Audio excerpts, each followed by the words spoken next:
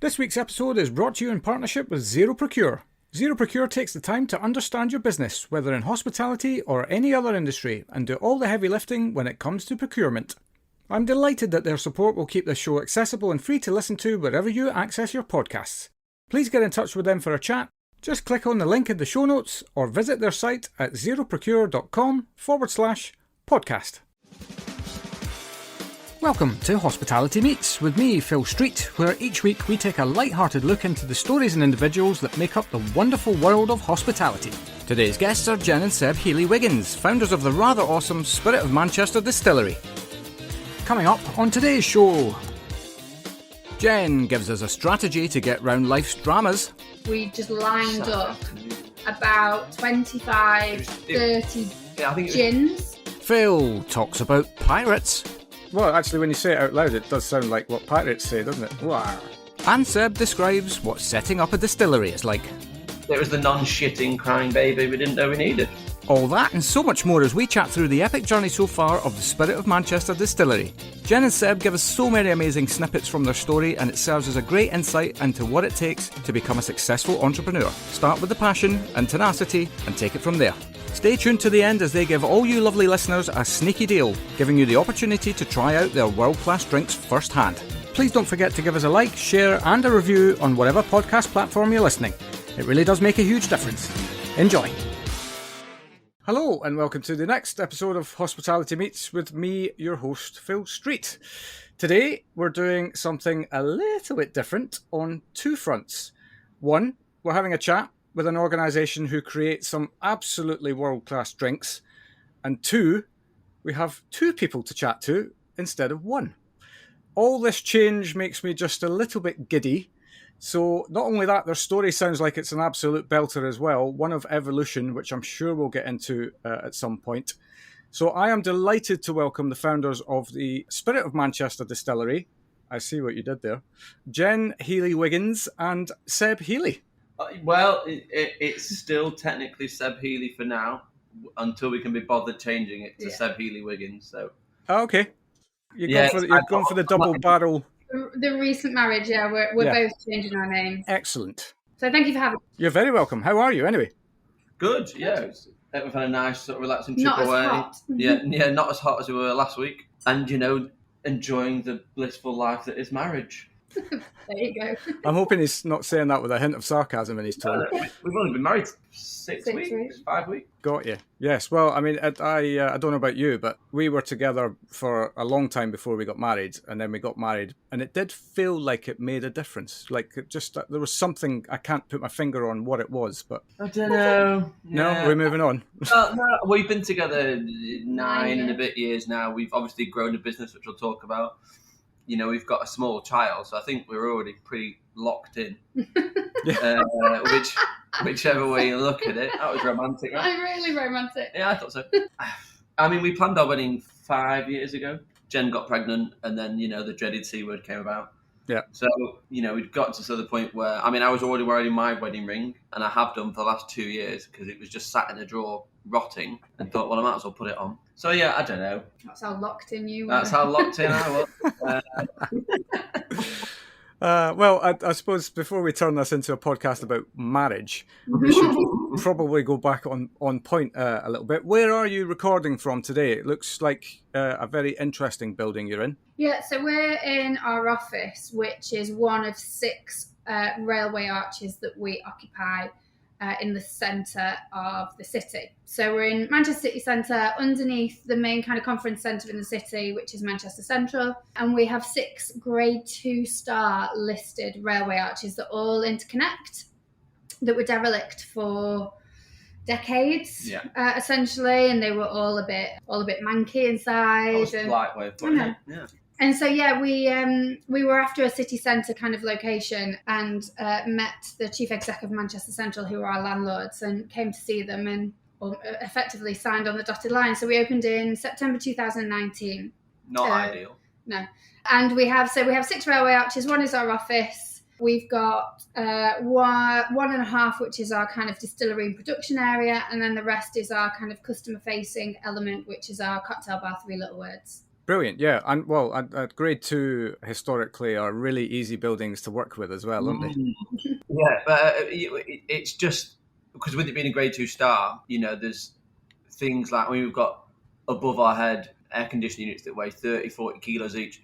You're only allowed to screw it into mortar, and that mortar is, 80 years old. Yeah.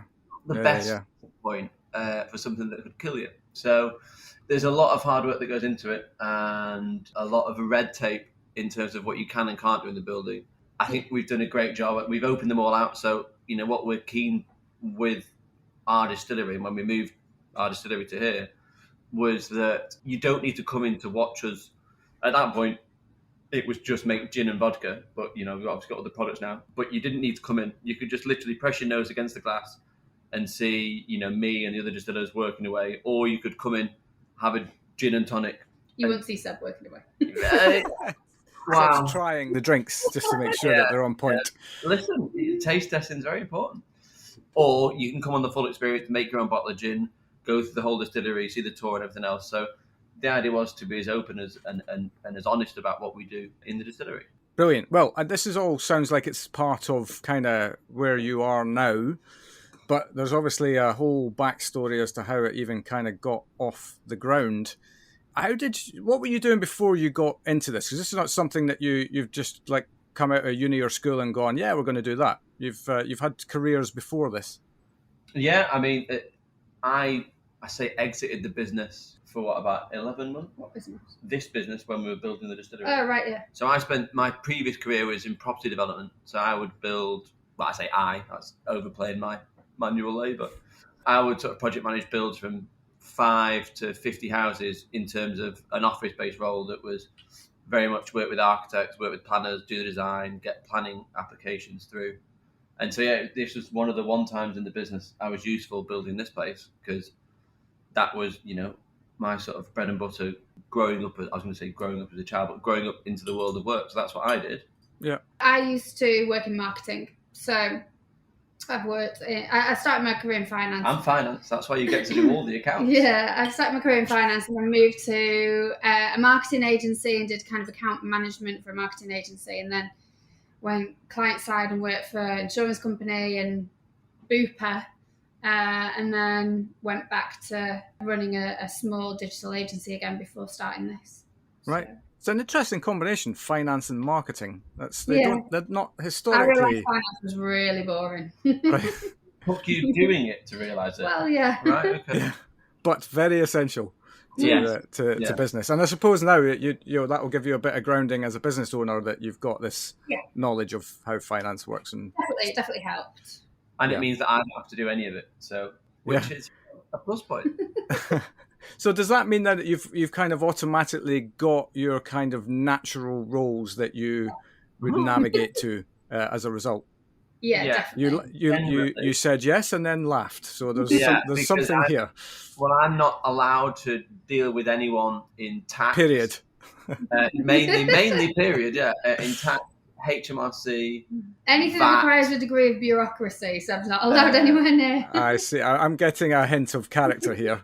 Yeah, so I was just about allowed to do the planning because that was what I spent my life doing. But sometimes I can be. But I would say more short. More than that. Like I always say, like my weaknesses are definitely strengths. Yeah. Which is why we work very well together. We spend 24 hours a day together, so we have to work well together. But Seb's far more kind of practical and logical, and I think you're... I'm an ideas man. in your own head, I think. Sounds of it, yes. Even the roles that I did in marketing, they were all very kind of analytical and planning. So that's kind of naturally where my strengths are, which is more of the back office side of things. Seb's more kind of production, problem solving. Mine's very much kind of the back office side of things. So it's naturally how we've separated the business, I would say. Yeah. It takes a very special couple to actually work together as well. And I'd say that as the son of a husband and wife who did just that. And I'm sure you have your moments, but what couple doesn't have the moments anyway, right? But the difference is that you've got to kind of brush it under the carpet quite quickly and Yes. move on. Like you said, obviously you're going to have your moments and whatnot. I think we probably have a lot less than a lot of other people, but I think that's ultimately, like you were saying, why we started a business together. You know, we didn't accidentally start a business together. We always, and our ambition was, before we were going to open a gin distillery, we were going to open a bar in the Northern Quarter, which is a part of Manchester. Right. And I was getting my boss to try and buy the building to redevelop into apartments and ground floor commercial. And effectively, we were going to take the commercial element. He was going to sell the apartment, and then I would, sign off. He didn't know this at the time. I was going to sign off from the business. I was quite adamant we should buy that building. And he said, I don't see what the attraction is. I was like, listen, it's good. Yes, this is my plan. Yeah. I'm just not going to tell you what that plan is. Yeah, it was in doing research for opening a bar. We were put in touch with one of my dad's friends in Sheffield, who was taken around. He has 10 bars in Sheffield, 10 or 11, I'm not sure. And he was taking us around that back operation. And it was in this one bar. He said, do you like gin? And we said, we love gin.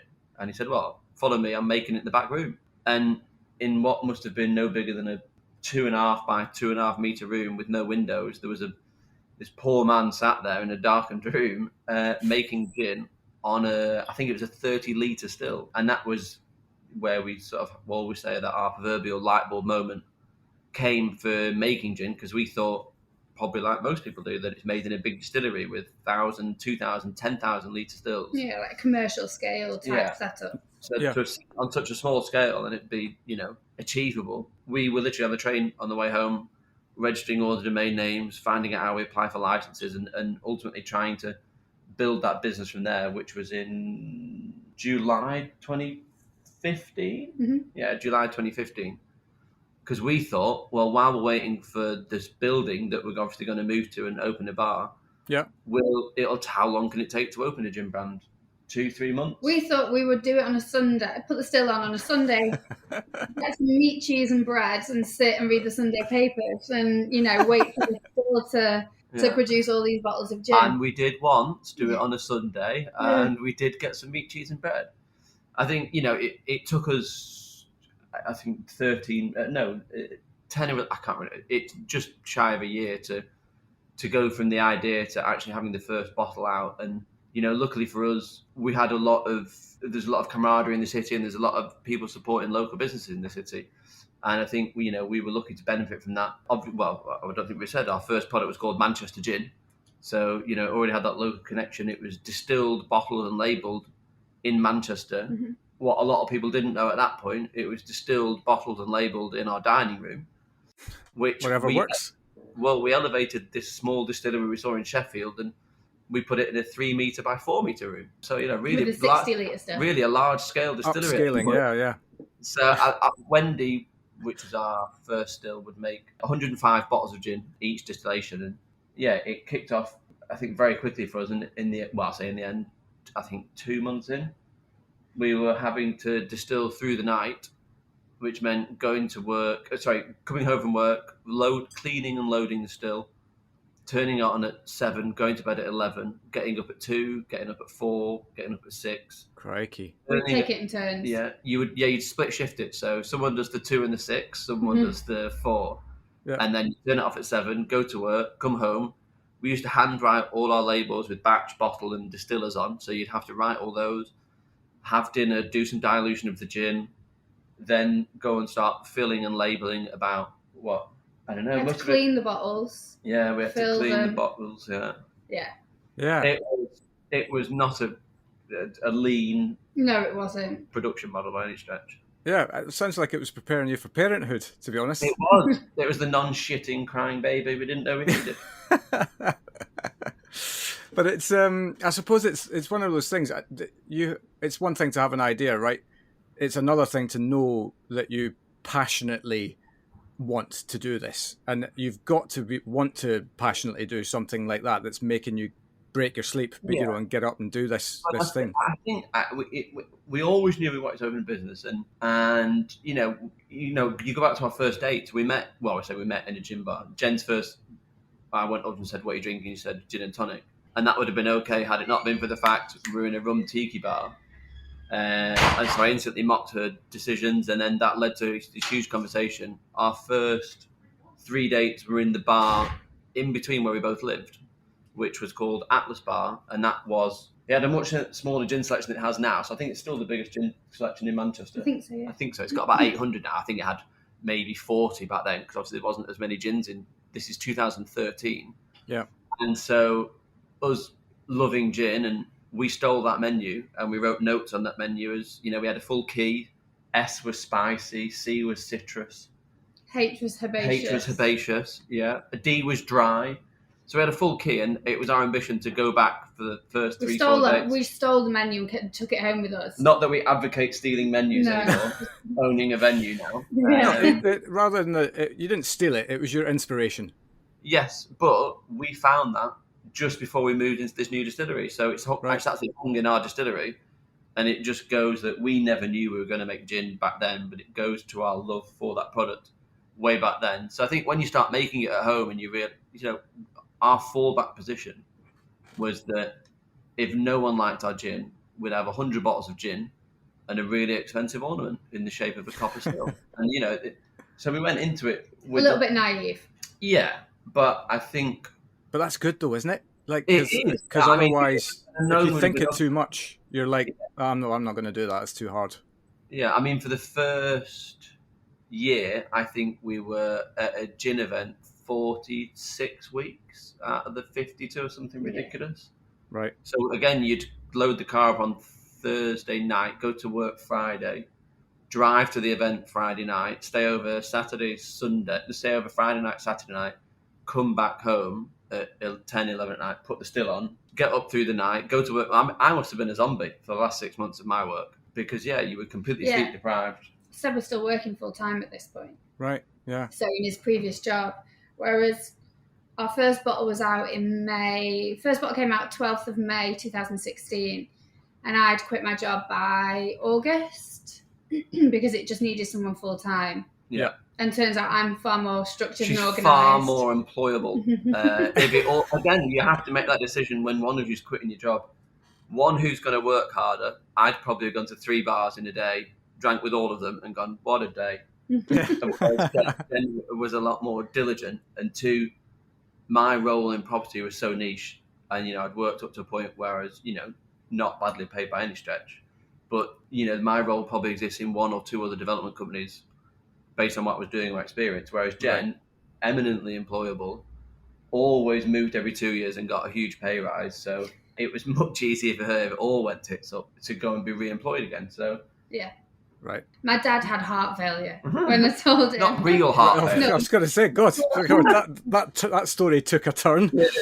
When I was saying to my dad, I'm going to quit my job and do gym full time, he was like, what? Yeah. And my dad worked for the same company for 30 years. He was like, what? Right. So, yeah. But that's the thing. I've got to admire your tenacity for one to kind of push through, because I think, as I said, it's one thing to have an idea, but then the reality of what you've kind of chosen kicks in. A lot of people at that point go, oh God, this is too hard. And then you've got the voices from outside as well going, what are you doing? This is madness and la la la and all that sort of stuff. So, to kind of work through that and still kind of have this vision in your head that, no, this is it. This is what we're going to do, and we're going to be bloody good at it. Well, I think as stands from the first time, I say the first time Jen quit a job, when Jen quit a job 3 months in, I'm pretty sure, coined a phrase then that is still our business motto, still to this day. And it was, fuck it. Like, what is the worst that can happen? Fuck it, let's do it. And it's the same when we built this new distillery, fuck it. And it's the same. You just have to just both make a decision. We're very quick still in this business to make decisions on what we should and shouldn't do. And, we'll talk a little bit later on about our moving into whiskey. But again, it's the money whiskey eats up is unbelievable. And we're still getting through the pandemic and we're still coming out of it. And then to go and invest nearly the same again, you just have to say, fuck it. Like, if you think it's genuinely the right thing to do, then, I think we would rather, not that we want to fail, but you don't want to fail because you didn't do something. You might as well fail because you did something. And I think that pretty much stands for what we do. Yeah, that's an absolute saying that goes on the mantelpiece of any entrepreneur, right? You have to have the courage of your convictions, otherwise, what's the point? Yeah, everyone will tell you it's a mistake. Don't quit your very well paid. My boss laughed, and I still speak to him a fair bit when I got it. We both pooled a bonus that both of me and Jen got into buying all of the equipment that we first started with, and I got it delivered to my office, and my boss thought it was hilarious. Yeah. It's like, you've just wasted your bonus on a big still, and it's not even that big, just this copper thing in the middle of the room. I was like, well, listen, it's my bonus. Is that right? Okay. Yeah. And I had the expectation that we'd make probably 50 bottles and go, that was boring, and then just move on. And quickly, became apparent to a lot more people that actually, this thing we were doing was seemingly working. So yeah. So did you start with like one distill in terms of a recipe that this one we like, it works, and we're going to run with this now? Or did you have a selection in mind before you kind of started going out to market? Yeah, we went through a period of research and development, shall we say. I understand. My favourite kind of research and development. Yeah, definitely. So we went out and we went to all the local kind of spirit shops, and we just bought a huge selection, all in the name of research, but a huge selection. And tax deductible. Yeah. Huge selection of things. And at the time, it was before we kind of actually renovated our house. Our house was a bit of a do-a-upper. It was a project. Yeah. And we had this really long, kind of unusable kind of galley kitchen.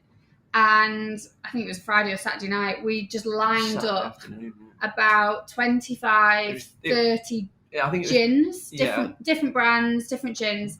And we had a glass in front of each bottle, and we poured a measure into each glass. And we basically started at one end of the kitchen and just worked our way down to the other end. And we, with our predisposed key that sees citrus, sweet, very good, yes. We analysed all the things, and basically from 26 we instantly got to the point where we're at 12. Yeah, we just discounted 12 instantly. We were just like, we do not like any of these. Yeah. And we tried. Which ones were they? Oh no, we wouldn't have no. Because again, but sorry, I keep interrupting Jen. She's staring at me.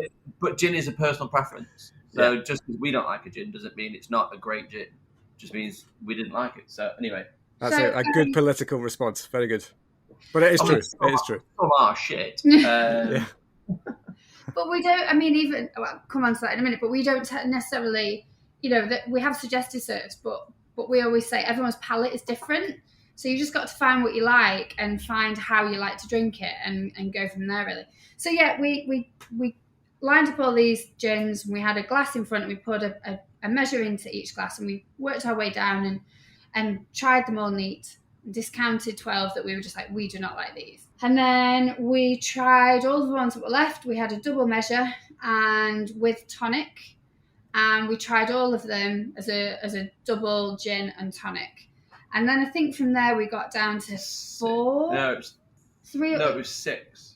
Was so it 6? From 12 to 6, and then did it all again, but did another double again with a garnish this time, I think. Yeah. But at this point, you're only 3 hours into the day and you've had a substantial amount of booze. The note-taking got significantly less. Squiffy. Yeah. Yeah.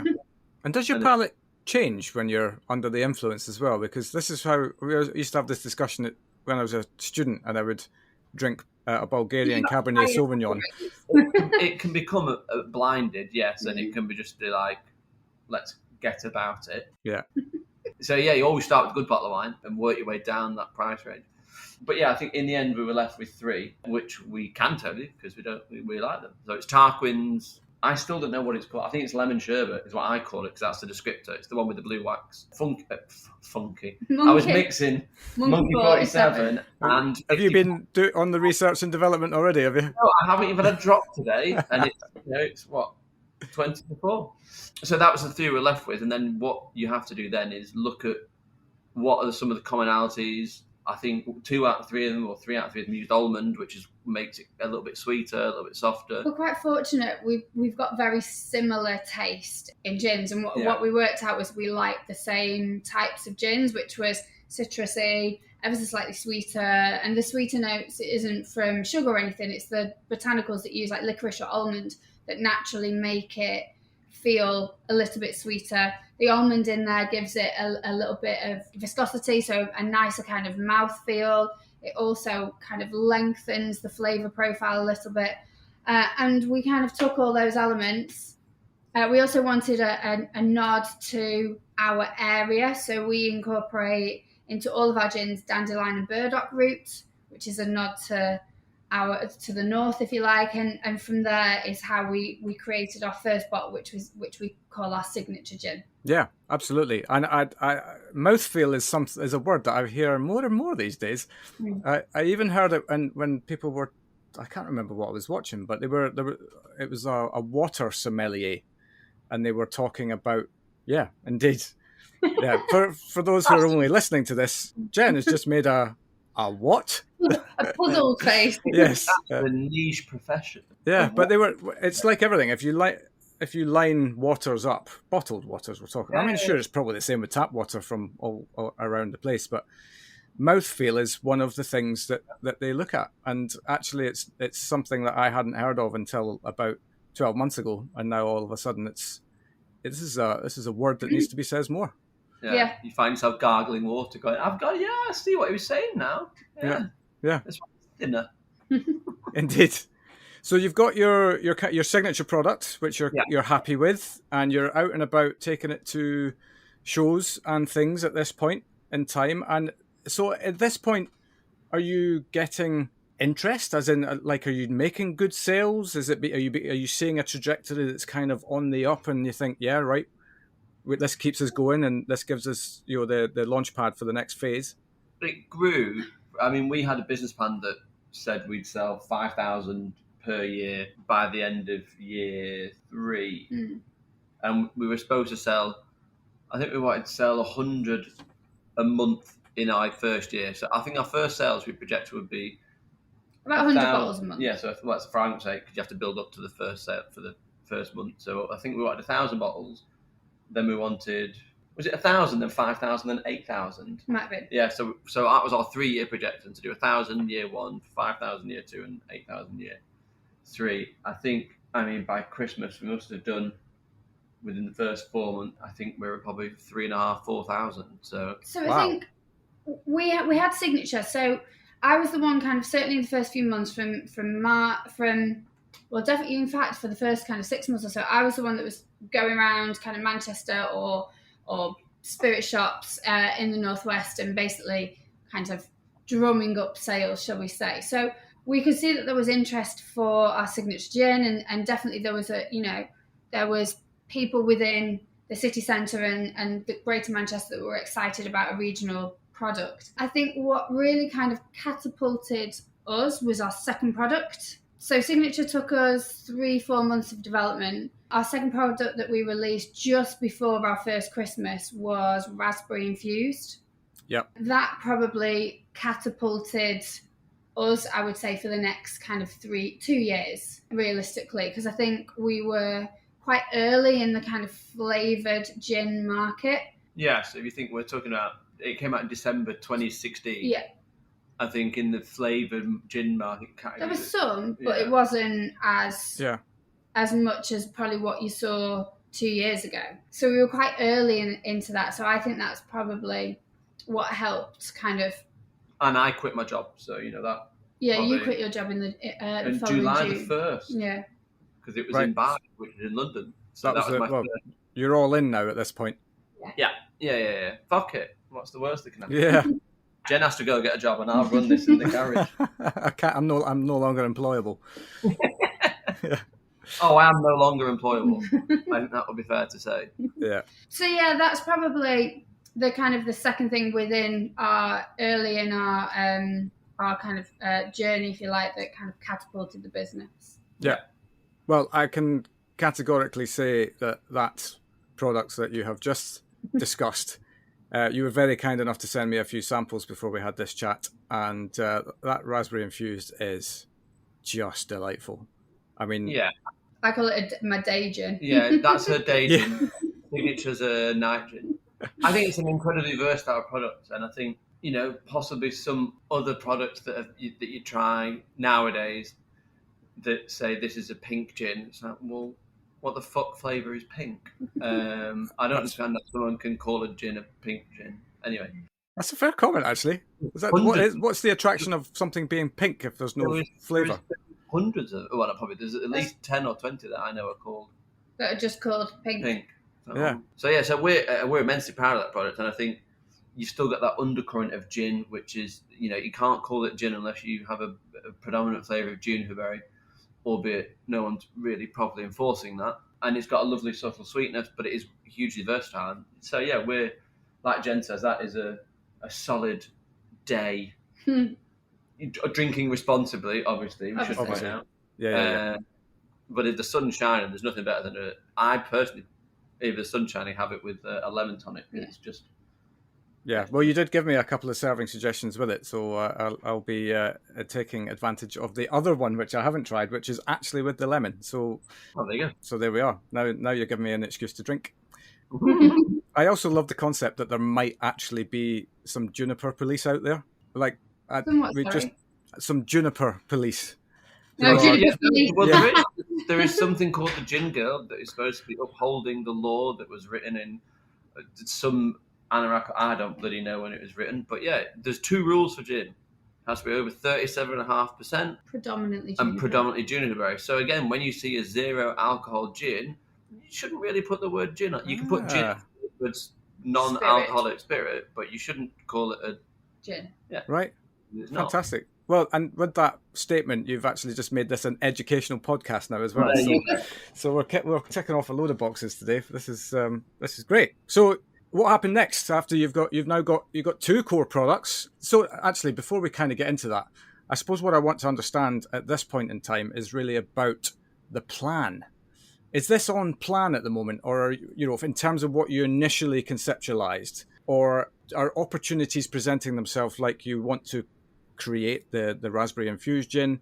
That was something that you always had a plan to do, or was it something that came late to the party? So our plan was to probably just have one product, and because again, with my building background, I'd planned the extension to our house that we were supposed to do, and we didn't know at that point when I did the drawings that we were going to open a gin distillery. Yeah. But then I edited all the drawings to hive off this section of our extension that was going to be our gin distillery. Right. By the time the plans had been drawn up, I'd submitted it for planning. It was already way too late because I'd only planned to have 2 pallets, and we were now needing to move into an actual formal distillery because, sales were completely outstripping what 2 people could do. You needed dedicated people making the product, cleaning the stills, and then other people going out and selling the products. And so, I think it snowballed very quickly, and it soon became apparent that we need to start, while you've got low overheads because you're doing it in your dining room, when you've got no space to bloody move, you can't make it. We're fortunate that we've never actually turned down an order. And I think it was February 2017 when we sent our product to Crafting Club. 2018. That's when it came out. It was 2017 we had the chat. Because that's prompted me to leave my job. Sorry, you said sent the product. Sent the product to Crafting Club. For tasting. So right. Crafting Club is the world's most... You're having an argument here now. I know, it's great. I was just about to grab the popcorn, to be honest. But so Crafting Club is and was the biggest gin subscription service in the world, I think I'm right in saying. Obviously, predominantly in the UK. Yeah. So we sent them our product, and they used to have, I think they still do, have a 3-stage process of how you can get selected. First one is a blind tasting. Second one is whoever passes that goes into the next round, and then they try all these gins together and look at the packaging, I think. And then third one is the story. Then they go through all that, and then they go, right, what's next? The story. And once you get through and if you get through all 3 of those things, will they even contemplate replying to you? I mean, they must get sent hundreds of gin every year. Yeah. So they came back to us. We'd obviously got through all 3 stages, and we were on the call. So I took half a day of work to have the call, and we sat in our tiny dining room at the desk that we bought from IKEA for £18. Tax deductible. And then they had the call, and then we thought they were going to ask for maybe 2,000 or 3,000, and the order was 25,000. And holy Yeah. Moly, yes. They give you 14 months and say, can you do it? And Yes, we can. And that was one of the things that prompted me to probably the week after say, here's my notice. Yeah.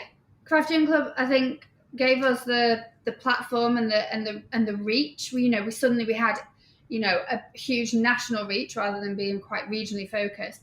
Yeah. And also because of the volume that they wanted, it allowed us to do our custom bottles. So again, we were probably one of the early sort of craft distilleries that really had a custom bottle. And we worked with a glass manufacturer in Yorkshire to do it. So we kind of moved our bottle procurement from international sources to UK kind of home market, if you like. Right. So Craft Gin Club gave us a much bigger reach. It allowed us to do a custom bottle, which longer term helped when Brexit came along, not so far after that, which kind of helped as well.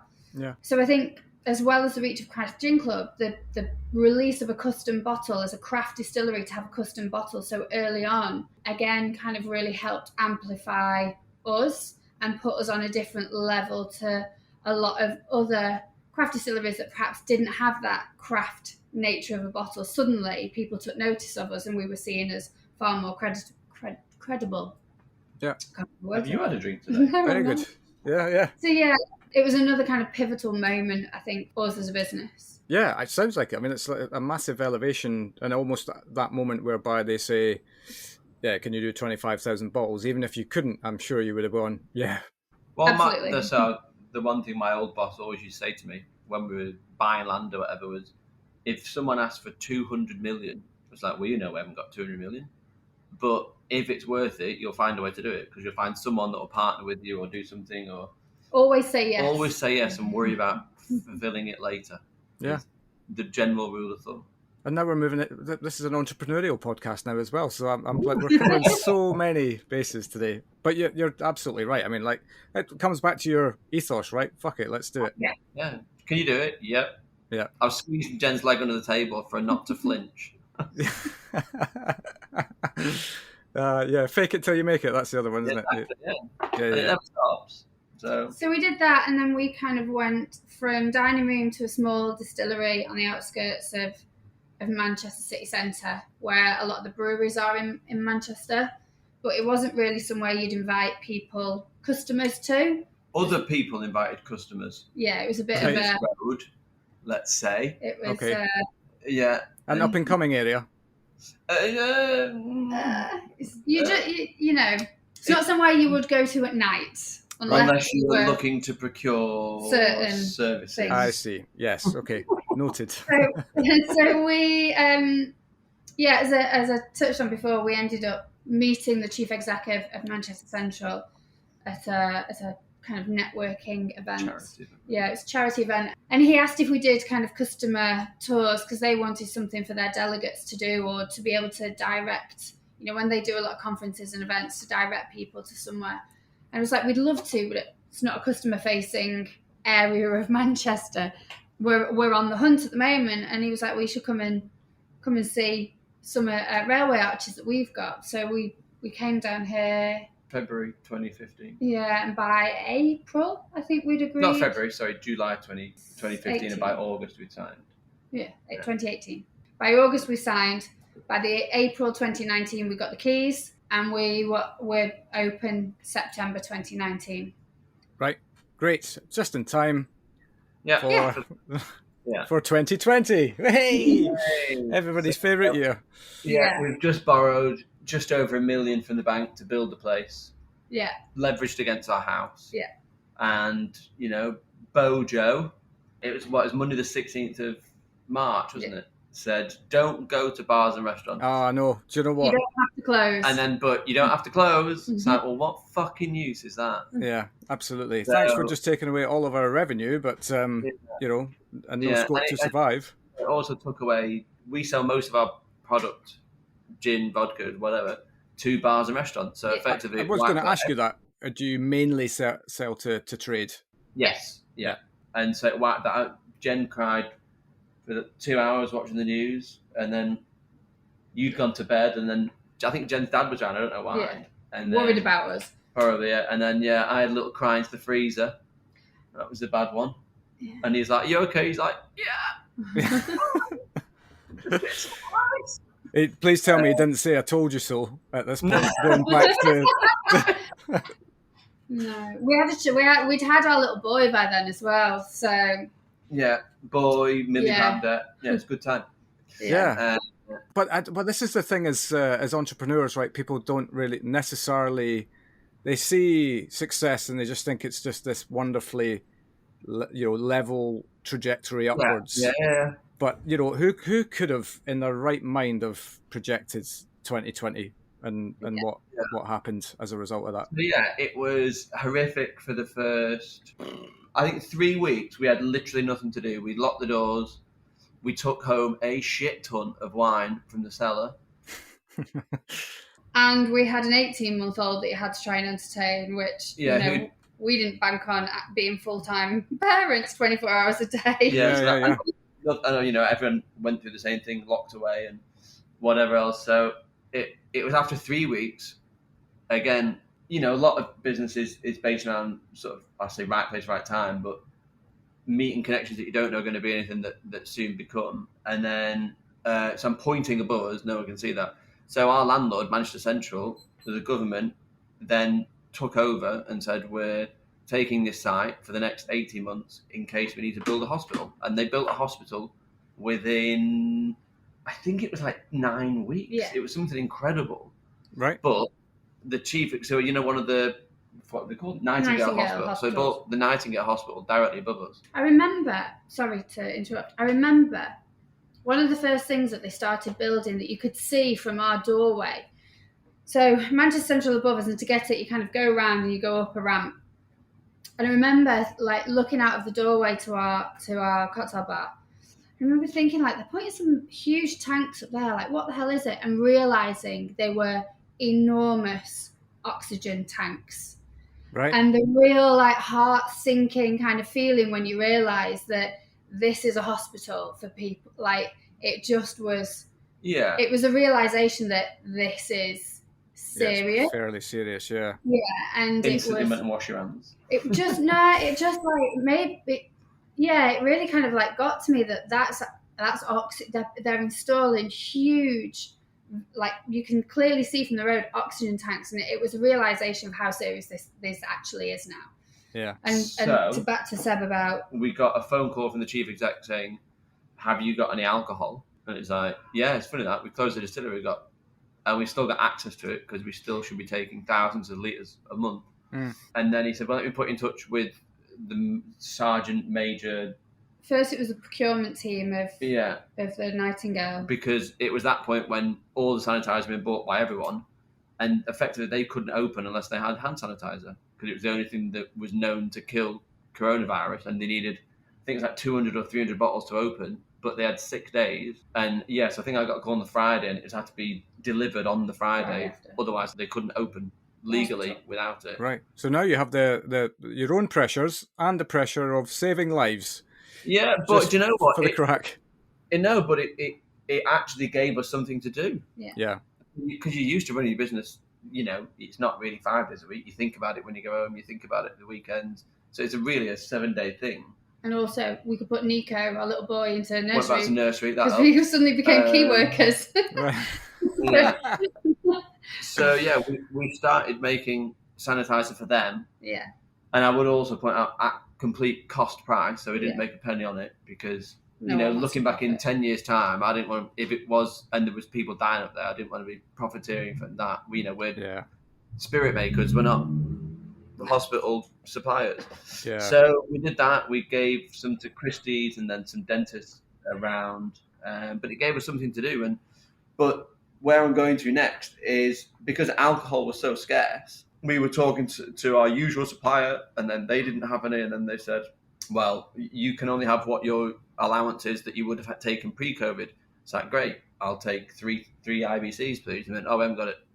But you've just told me I can take what I usually take. So in the end, found a new alcohol supplier, and they were like, we've only got rum molasses, and it's still 96% or 95%, 96%. So he said, we only got that. Will that do you? I was like, well, yeah, because we're making hand sanitizer from it. So we got sent high strength rum, effectively, Right. And then it was in there and we'd made some sanitizer. And then it was at this point that the huge organisations had actually kickstarted into making sanitizer. So then, and the Nightingale at this point also closed down. So we weren't required to make that anymore because it went into effectively hibernation. Yeah. So then we're there. And then ultimately, if you put some new booze in front of a distiller, you'll start thinking, actually, what can we do with this? And maybe we can make, because I'd seen a couple of botanical rums at that point, which is effectively taking everything you've learned from gin making about balancing all these flavours. And we always talk about gin and any distillation when you're using botanicals, it's a balance of flavour. So the only difference between Gordon Ramsay's Michelin star stew and your grandma's stew is it's just the balance of flavour that you end up on a journey of flavour and you can taste all these different elements along the way rather than being blinded by one particular flavour. Yeah. So it's then that we started thinking about and making our One-Eyed Rebel botanical rum.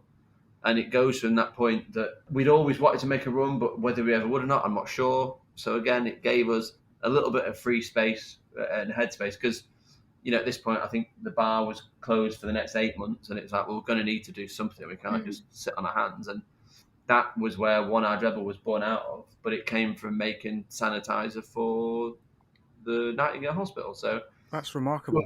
Good and bad things can come out of everything, I suppose. Yeah, but I suppose you're just spotting an opportunity when it's presented itself. It's not necessarily, wasn't in your strategy, as it were. Trying to stop Seb being bored. Yeah, I get Neither bored. me. Because Jen runs pretty much the entire business, and I'm the ideas man. No, You go and play with booze, basically. Yeah, well, play with booze, play with like Rotovacs that I insisted we needed to buy. Now that's an integral part of. So we've got, it's called the Rotovac, which is it's next to me, which I'm pointing at it. It's a vacuum distillation, so you distill at much lower temperatures than you usually would. Right. So instead of distilling at 90 degrees, you're distilling at 35 degrees, so you can be a much more softer, balanced flavour. She's like, give me the business plan as to what you're going to do with it. I was like, I want one. That was the business plan. I learned that from my child. I think me, and at this point we had a new head distiller in, said, yeah, we could definitely use it. And she's like, what do you use it for? It's like, well, until we get it, we can't, because it's a very, well, it's not, I think it's about 50 grand, but until you have it, you can't replicate that because you need to distill under vacuum. And there's only one way to realise when you do it. So again, born out from that. Didn't they lend us one to mess around with? They did lend us one, and we started doing loads of macerates, and we found that was where our rebrand of our Manchester Spirit botanical vodka came from, is that we were distilling coffee at 30, 35 degrees. So instead of burning it and getting that sort of not acrid but bitter notes, you were getting something that smelled like you'd just opened a bag of coffee. Right. And so again, from that sort of experimentation was born our rebrand. Our first vodka is still exactly the same, but we've managed to release three other flavours with the grapefruit and the coffee and the tonka, which are incredibly bold and vivid flavours that you simply couldn't get in a normal distilling world because you end up ruining the flavour effectively. Right. Yeah. Well, I think I mentioned it right at the top of the show. This is a story of evolution. You have evolved as humans, but you've evolved your product and your business as things have happened, and an opportunity has presented itself, basically, and changing the way that you operate. Even. And we also, I would point out, it's probably used 50% of the time by our cocktail bar now. Right. So we're striving to become one of the top 50 cocktail bars in the country. We won last year the best bar team in the top 50, but just missed out on the top 50. And it's this kind of use of invention so we've got clear Negronis and clear espresso martinis that are coming out completely crystal clear, but are packed full of this flavour. And it's probably used as much in the bar as it is within the distillery now as well. So that is moving forward. Hopefully, we've got a new cocktail menu launching September, which I forgot. No, the other one was based around distillation. What's this one based around? I don't know. It's got a theme, but effectively, I think there's only 2 cocktails that you could, out of 16, that you could go to any shop, any premium shop of spirits and and bitters makers that you could actually make at home, because there's sous vide rum elements, there is infusions, there is Bitters, bitters, tinctures, rotoback distillates. like a limoncello. Yeah. So yeah, it's helped in that. And again, you've got to make sure everyone's sort of using that and sort of striving for the same thing. Yeah, coming back to your rum product, I love the name, by the way, One-Eyed Rebel. I assume that's a nod to pirates, being the old hearty sea dogs that they are. Salty sea dogs. Yeah, well, it always started because we wanted 3 words. You did. I wanted 3 words for the brand because I like 3-worded brands, if that makes sense. Right. So my friend's got a cocktail bar called BCD, which is Behind Closed Doors. And I like that you can abbreviate it to BCD, or, what's the one in New York? PDT, please don't tell. 3 words again. So I was obsessed with that. And so we've got OER, which is One-Eyed Rebel. And actually, when you say it out loud, it does sound like what pirates say, doesn't it? Wow. Something like that. I'm stealing that one. That's another reason we did it. Thank you for reminding me. Because it sounds like, I'm going to go and tell the team that after this. It's all right. I'll take 10% of all of your profits going forward. We'll call it quits. It's fine. From any tagline that you use, "Arr." Is that the parrot, or is that the? I don't think "Arr." Yeah. That's not the pirate. What? Yes. Sounds like a farmer. No, that would be "Ooar." There's a nuance. Yes. Well, again, lucky enough to have tried a couple of your One-Eyed Rebel products, the passion fruit and coconut. Yeah. Unbelievable. Again, over ice on its own would be enough, but even you sent a serving suggestion with some ginger ale. Oh my God. Yeah. Yeah. So you clearly, do you arrive at these flavor pairings again through research and development, or do you just think, that would go really nice with a ginger ale? There's a lot of tasting. There's a lot of tasting goes on, because again, people are going to mix it with Coke, and that is absolutely fine. They've been developed to be mixed with Coke, but we're, like I say, trying to become a top 50 cocktail bar, and we want to show that there's other things you can do with it. So again, go and find your own serving, just because, Jen hates ginger ale. I don't hate it. You think it's an affront to ginger beer? Ginger beer is when it's actually fermented. And brewed. Whereas ginger ale is just flavoured. It's just keep coming with the education. Yeah. But, so much to Jen's displeasure, we serve, and I can't remember which one, you'll have it on the serving card.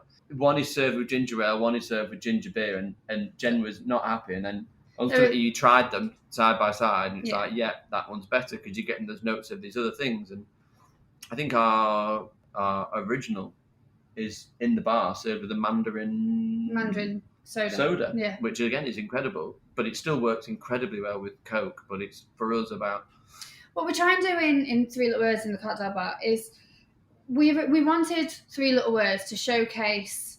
We've got some of the most awarded products in the world. We wanted to be able to showcase them, as in an ideal setting, in a perfect drink that we've carefully curated. And what we try to do with all the other drinks, be it beers, wines, other kind of spirit mixer pairings, is make sure they are curated in the sense that we're showcasing them in their best light, or the beers that we have are selected because they're local. We believe in the brand. Their values are aligned to us. So we want to support local, but show an offering that is as curated and as ideal as possible, really. Yeah. And you continue to evolve to this day. You mentioned whiskey earlier on, but you also have, we'll talk about the whiskey in a second, but you also you do tours of your distillery. I think you mentioned earlier on as well that people can make their own gin as well. Yeah, we've had that sort of since we opened, that you could do you can come in for a simple tour. I think it's 25 quid. You get to see the whole distillery, try a gin and tonic, try most of our products, because we'd rather you try them all and find 1 or 2 that you love and hopefully go to the shop afterwards. Yeah, we've got a gin-based one where you can try a number of our gins, but then we also have a Taste the Distillery where you can try vodkas, rums, gins, vermouth as well. Absinthe. So you can try the range of products that we made, or you can just focus on a selection of the gins. Yeah, we did actually in lockdown break the world record for the largest gin tasting. Not officially, because you have to pay £5,000 for that. Mm-hmm. But I mean, I think Craft Gin Club have now beaten us with one I was on, so I'm still saying I'm a record holder. But yeah, we broke the world record. We had Philip Schofield on there. We had all sorts of people on there. So yeah, that was, and we did that from our dining room at home. So Yeah, we did. that's when you talk about the evolution. It was fucking ball ache to package up. It was 4 miniatures, 4 tonics, 2 glasses. I spent 2 days just cutting different lengths of bubble wrap, and that was hellish. That's when we converted the bar into effectively a production line for making gin tasting sets. So that's how effectively we took the distillery out when you couldn't visit anywhere. So that was Fiona's idea, and it was a good idea, but it was fucking annoying packaging. But some of the, especially at the time, I suppose, it's the things that you have to do to keep yourself on the map in a time where everybody's like trying to find themselves. Yeah, exactly that. Yeah. It wasn't about making money from it, because they didn't make hardly any money, but like I say, it's keeping relevant, reminding people you're there for when you can open again, come and have the real experience. Yeah. And of course, at that point, you'd have been probably not knowing when we were opening again. So it's like we just keep hoping and keep doing this, and then people will remember. We thought we'd do one of them and then reopen, and then it kept extending, kept saying like, fucking hell. So we did 3 from home, and then we got our brand team to do some for businesses, for Christmas parties, that again, you're packaging up 20, 30, 40, 50, 100 of those at each time, that were going to all the employees' houses for something more to get on a giant Zoom and really get involved that way. So yeah, it was good to do the first 3. Then we had to film a Christmas one. Yeah. So it was good. It was really good, and it was essential for 1 to keep us sane, and 2 to, like you say, keep the business at the forefront of other people's minds. So yeah, it goes to that evolution of what you have to do, and then sort of wait and hope for the successful reopening. Yeah. So let's talk about whiskey. I'm conscious of time, but we definitely, you can hear my accent. The whiskey's quite.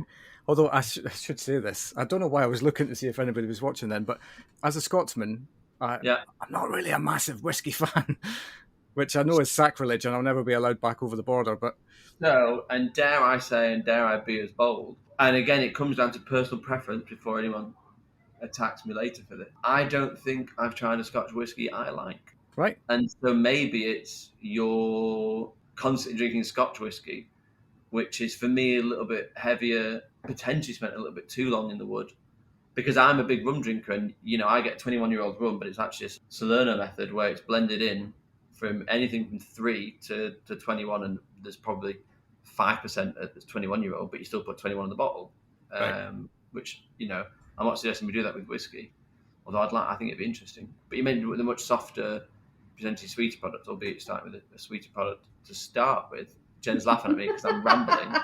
But what we're doing with our English whiskey, and it is an English whiskey. It is made in Manchester, but it's not Manchester whiskey. It's an English whiskey. We're sacrificing a bit of yield by using, and I won't say the percentages, different percentages of brewing barley, whereby you're adding a lot more flavour, which means you can have a much younger whiskey that's packed full of all these flavours, because you're not just using distiller's malt and distiller's yeast, which is pretty much, I think, 99% or maybe 98% of the whiskey made in Scotland is distiller's malt, use it with distiller's yeast. And so I think, again, for us, we always talk about we're obsessed with flavour, and nothing we've released we're not proud of, and that's why we're able to talk so sort of passionately about it. But for us, it's always about flavour first, flavour first, flavour first. We'll worry about how much it costs to make it afterwards. It's all about getting that flavour right. And so for us, we'll be creating a much softer whiskey, potentially a more accessible whiskey. And again, I think we're using 4 different yeast strains, again, one of which is a 5,000th generation beer yeast that we're getting from a brewery called J.W. Lee's, which is 160 years old, 150 years old. I think this yeast is at least 35 years old. Crikey. And we have to get a fresh delivery, or we have to go pick it up every week. And it's about, that gives you much more fruity notes. And we want a fruitier, lighter whiskey that, well, I always say, and some of the bigger Scotch whiskies that have got a 21-year-old release, that was obviously still 21 years ago, but that recipe probably hasn't changed another 21 years before that. And then, so you're looking at a whiskey that had its recipe written in the 80s, maybe even the early 70s. And if you think how much the flavour profile of this country has changed and how palates have evolved to be so much more open to these more delicate, more nuanced flavours, I think that is a potential real space that younger whiskies, and whether more traditional Scotch whiskies start releasing experimentational ranges where they can start using some of these lower yields, because ultimately they've got a target market that love their product.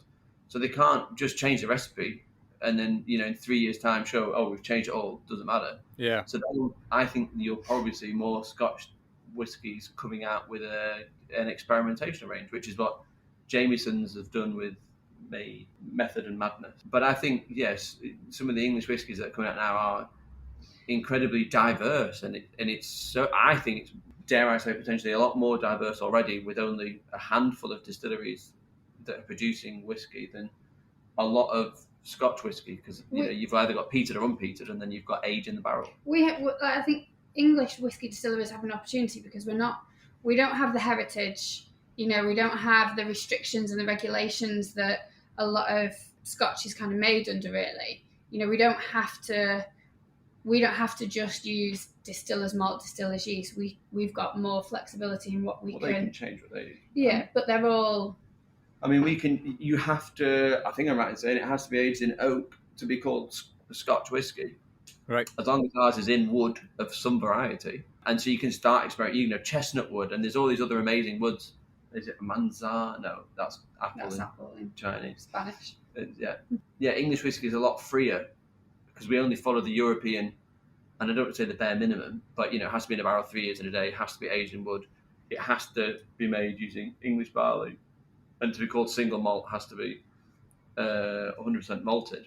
But we have a chance in England to really put a marker on the world. Japanese whiskey 20 years ago, outside of Asia, wasn't that big. And then there's been this huge explosion. So if you go to a whiskey shop, you get Scotch whiskey, Irish whiskey, American bourbon or whiskey, and Japanese whiskey, and then they're like, oh, that bottom shelf there is the rest of the world. Yeah. We've been distilling in this country for I don't know how many centuries, but for some reason we just stopped making whiskey.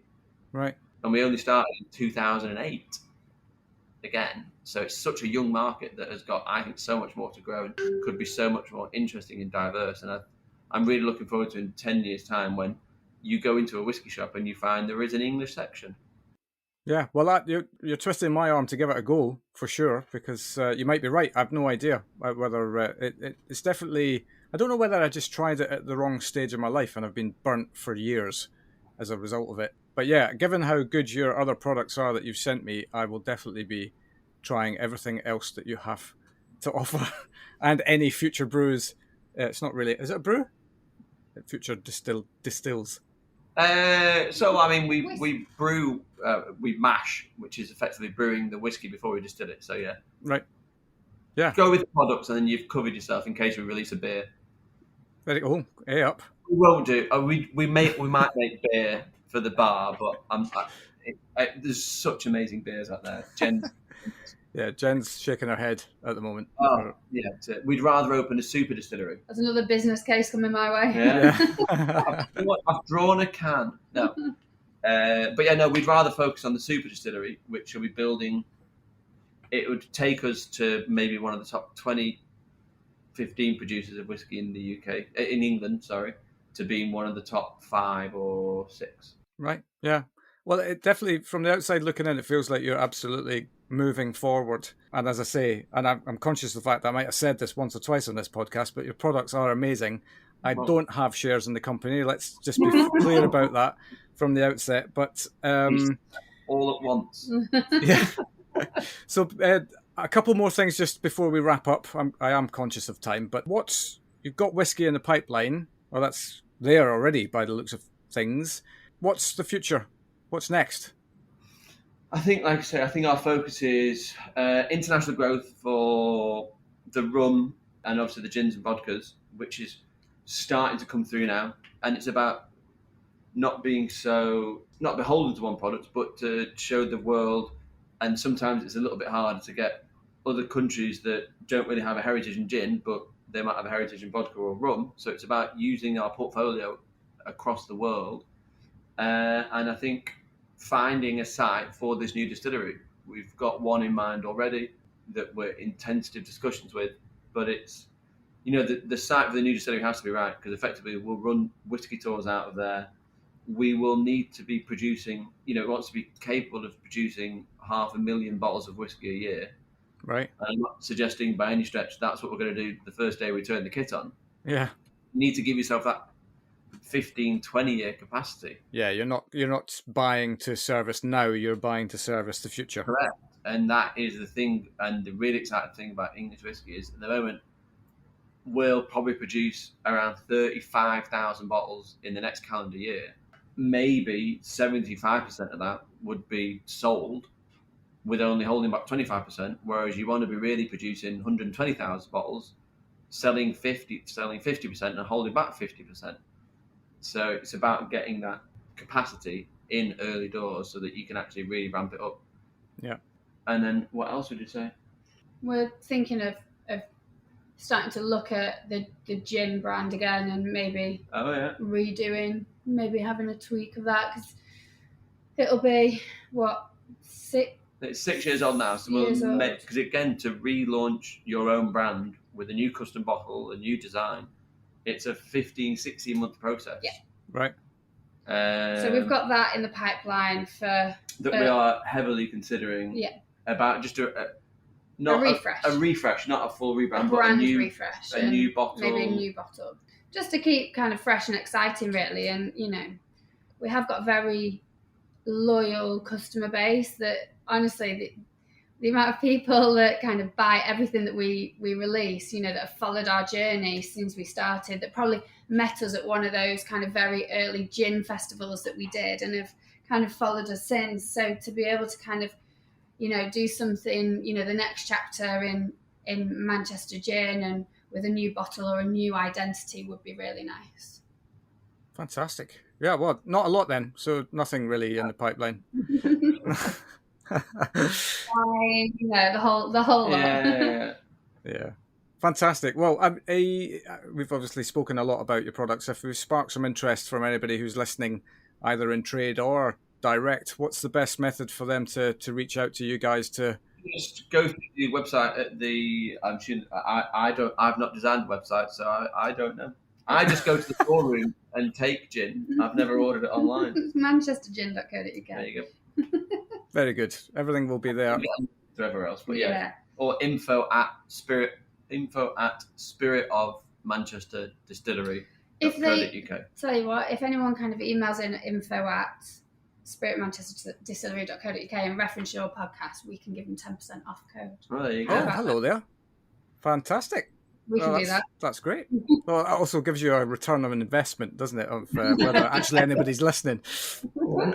No, that's awesome, guys. Look, when I started this podcast, I had no idea what kind of journeys and stories I'd hear. Ever since your people reached out to my people, I don't have any people. Somebody reached out to me and said you might want to consider these guys. You absolutely sparked my interest. Your story doesn't disappoint. In many ways, you're still quite a young business. You've got a lot of years ahead, sorry to say. But Jen's really old. Yeah. But I just love the fact that the podcast has brought me to stories like yours, because you kind of epitomise all that is good and wholesome. And I mean that in a good way, not a boring way, about business and why you get into something in the first place. And you guys are clearly incredibly passionate about what you do. And I wish you nothing but success for the next chapters. Yeah, and thank you very much for having us. Yeah. My absolute pleasure. Along the journey as the various different whiskies released. So yeah, no, indeed. Well, we'll come doing special tasting sessions or something like that on a podcast. I'd be up for that. Yeah, absolutely, fantastic. Cool, good stuff. Thanks so much, guys. Take care. Cheers. Bye. And there we have it. I think we can all agree that Jen and Seb's journey has been amazing, and I would urge you to take advantage of their very kind offer. Just email them directly and mention our show. I'll be back next Wednesday with the season finale for Season 2, where I'm doing something very, very different. But until then, thanks so much for listening, and I'll see you next week.